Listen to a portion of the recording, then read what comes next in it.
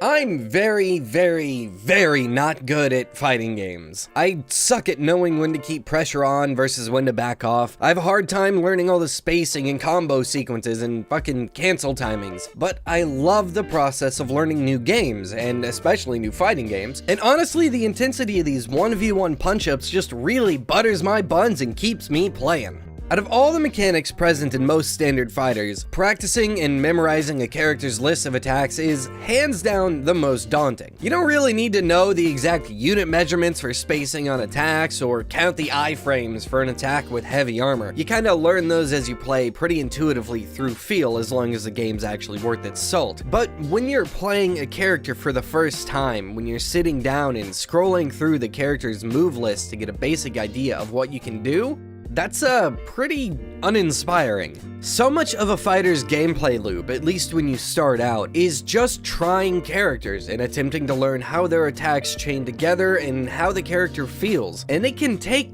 fucking hours of play to really have a feel for a game and be confident enough in your abilities to actually play online. This might not be as big of a deal or even as true for veteran players with a few games under their belt, but for newer players, or players who just don't get to partake as often as others, it's a pretty major slog. Unlike other fighters, brawlers, or punchy boy games, Slowclap's Absolver has the player build their own movesets with attacks that they either start with or learn over time as they play. The system for learning new attacks actually ends up kind of making the player feel like they're on a martial arts journey. It's really cool. As you're playing along, you encounter people using whatever attack and you either block, dodge, or counter it. Alternatively, you can actually grab a buddy and train online with them. You join each other's PvE games and just kind of take turns using the same attacks over and over again as you avoid getting hit. It's pretty cool. It makes me want to make some kind of shitty training montage set to a key song from Disney's Mulan, and I could probably make a video talking about this whole system on its own, but that's not what we're here to talk about today.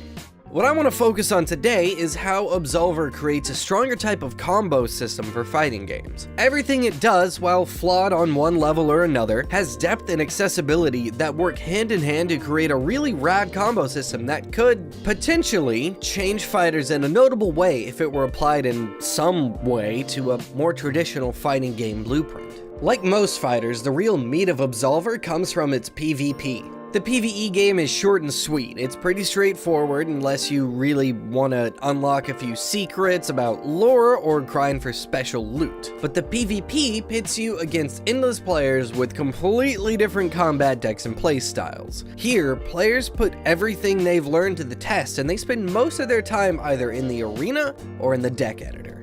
As you learn new attacks, you can place them throughout your combat deck, which is really just a fancy word for your move list. Each move starts in one stance, which is the direction your character is facing, and ends in another, and can only be used once in a deck. There are 4 stances, 2 front and 2 back, and then 2 right and 2 left, so you can figure that out, and each stance also has an alternate move. This is a move that you can use at any point in your attack sequence to just switch stances and start on those attacks. Typically, players use these for heavier attacks, and they'll be used as an equivalent to mix-ups in traditional fighters, moves that you toss in to throw off your opponent and break the expected flow. When building a deck, you kind of start with a concept or an idea or fucking just a general thought on how you want to fight. You build a base set of moves, see if it feels good, try a few games, get your ass kicked, and either add more layers to it or scrap the whole thing and start over. You might also actually win a few games, and then you either add a few layers or fine-tune what you already have, rinse, repeat, get your ass kicked, and eventually end up just starting all over. I'm kidding about starting all over, of course. It doesn't happen nearly that often. I'm just very picky about what I do, and that's how I decided to play. It takes a lot of time to build a worthwhile deck. I'm still trying to make one that's nice and well-rounded. I think I've landed on one recently, but I'm still getting my ass kicked a lot because there are a lot of people that are better than me. And honestly, that's just pushing me to work more and to practice more. The combat deck system works hand in hand with Absolver's stance mechanics, and there's a lot of variation you can put into your moveset. The systems are fun, satisfying, and it all plays into Absolver's be a martial arts dude motif, and it works really well.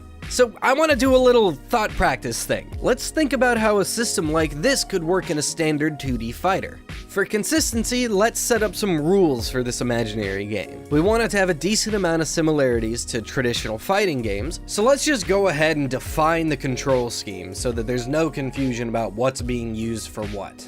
Let's have a button each for light and heavy attacks, let's say X and Y, X for light, Y for heavy. Let's say a button for blocking, and we're doing that instead of back on the control stick because it feels better and more direct to me. We'll go ahead and tie that to B because B for block. And we'll go ahead and have a button for counters. Let's just use A because it's the last one left. So for the basic controls we need to define, we've got our face buttons all used. A, B, X, Y, or square, circle, triangle, X, depending on what controller you're using. And that's really all the defining that I wanted to do. We can kind of assume standard controls apart from that. Then we have the three normal stances or ranges or whatever you want to call them that traditional fighters have. Low, mid, and high. Also, you have different attacks when you're in the air because you can jump in these games. There are a bunch of different characters, each with their own strengths, special attacks, and supers. So now that we're on the same page, here are my thoughts on a more traditional fighter that takes keys from Absolver's combat deck system. So obviously you gotta put moves in slots and arrange them and stuff, right? So I'm imagining attacks requiring varying button presses to execute. Each stance could of course just have standard one button moves like punch or heavy punch or kick or whatever. So if I just want to do a regular punch, I just press X and great, there, I did it. I punched a man, are you happy, Dad? But others take up more. So we'd give each stance, low, mid, and high, a limited number of button presses. So as an example, let's just say 10. You could have an attack that requires 2 button presses, taking up 2 of those slots, so you'd have 8 left to work with. To kind of summarize, it works kind of like the badge system in Paper Mario or Charms in Hollow Knight. Each of your stances has the same amount of slots, but not all the slots need to be full. Instead of a button for alternate attacks, you just kind of move the stick like you normally do to change stances at any time. And cancels would work by timing attacks right or by blocking, just like in Absolver and other fighting games. And you know, to keep things a little more in line with traditional fighters, each character could have attacks that only they have access to. So only Ryu can do his Tatsumaki and only Kirby gets a charge attack for his hammer.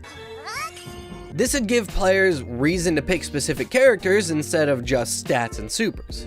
When I sit back and I think about it, a game like this sounds like it'd be the next logical step to Absolver's systems. See, what Absolver does is unique and for the most part works pretty well. By giving players this level of control, Absolver gives near endless room to make whatever kind of playstyle you want, and it cements a pretty satisfying core gameplay loop, while it constantly gives players something to improve and work towards. But, you know, as a side effect to how many variables there are in combat, your specific moveset and playstyle aren't ever really good enough, and you're gonna get your ass kicked a lot by people who have found something and fine-tuned it faster than you can, or people who spam certain charge moves with a lot of iframes. And for some, this may end up feeling like they're not really getting any better. So because of that, Absolver's not really a game for everyone. But in the right hands, or even with some balance changes and improvements made over time, I think its concepts could be used to create one hell of an interesting fighter.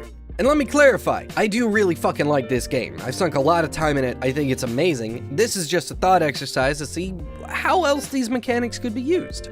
So that's it for this episode of Indie Bytes. I hope you enjoyed. If you did, remember to do the YouTube stuff, share this stuff around, and also, you know, let me know what your take is on another type of game using Absolver's systems. Where else could we squeeze this kind of concept into? Let me know down in the comments or hit me up on Twitter. I'll see you next time. Bye!